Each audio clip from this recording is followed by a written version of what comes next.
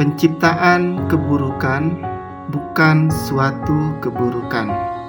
Akan tetapi, orang yang melakukan keburukan itulah keburukan sesungguhnya. Jadi, memang ketika kita hidup di dunia ini, pasti ada yang namanya baik dan buruknya. Ya, ada baik dan buruknya.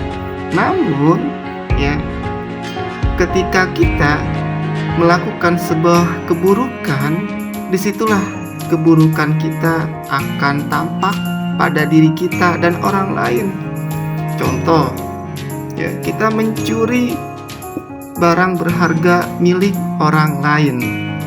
Itu adalah perbuatan buruk, ya, perbuatan buruk yang akan nantinya Allah Subhanahu wa Ta'ala laknat kepada kita.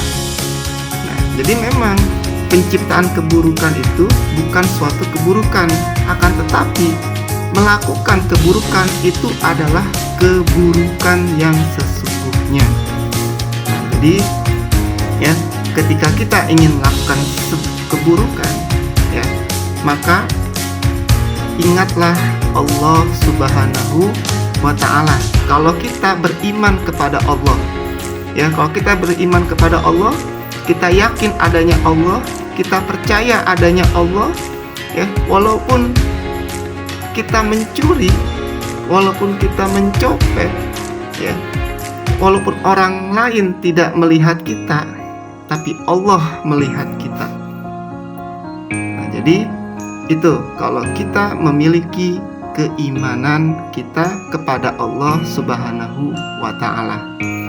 Nah, jadi itulah yang harus kita ingat kembali, ya. Ketika kita ingin melakukan sebuah keburukan, maka ingatlah Allah. Walaupun kita keadaannya mendesak banget, ya, mendesak banget, semaksimal mungkin jangan lakukan keburukan, ya, karena keburukan itu dampaknya, ya, pada diri kita dan orang lain, ya. Kita dirugikan, orang lain juga dirugikan. Jadi itulah yang namanya kalau kita melakukan amal keburukan, ya. Ingat, ya, ingat Allah Subhanahu wa Ta'ala. Nah, jadi sebentar lagi, ya, Ramadan akan meninggalkan kita. Nah, ayo kita semangat lagi ibadahnya. Kita syukuri apa yang kita punya dan kita miliki, ya. Jadi itulah yang harus kita lakukan pada saat ini hingga menjelang kematian kita, ya, hingga hari kiamat yang akan datang kepada kita.